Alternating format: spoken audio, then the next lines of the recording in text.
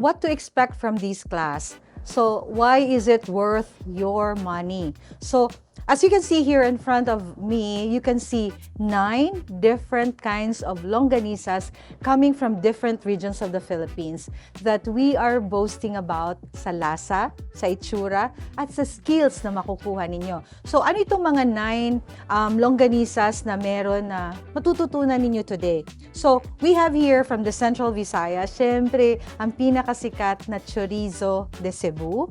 And we also have from Calabarzon. Ano nga bang Calabarzon? So, meron dito, under dito yung lukban, which are very famous and very delicious and, sought after lukban longganisa from Quezon Province. At meron din tayong from Imus. So, Imus Longganisa from Cavite. We have chosen some longganisas also from Northern Luzon. Meron yung Vigan. Lahat ito, mga sikat na mga longganisa that you don't have to travel to taste it and to sell it. So, yun yung importante dito. So, meron tayong vegan longganisa, meron tayong alaminos from Pangasinan, and of course, may Region 3 din ang pinanggagalingan ng longganisa natin, which is from Pampanga, from Bulacan. From Bulacan, we have chosen 2, Hagonoy and Kalumpit.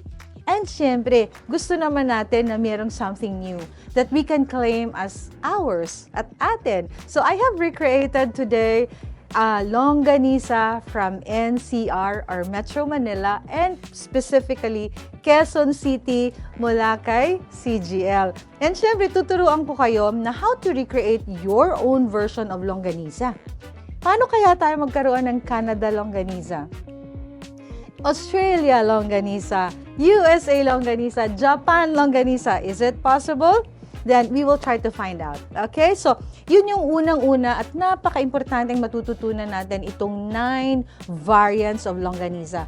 So, ano pa bang matututunan natin na iba? Anong mga skills na makukuha natin out of this class? It's like a master class in longganisa making. So, mafafamiliarize din po kayo sa 3 categories ng ating longganisa. Klase-klase.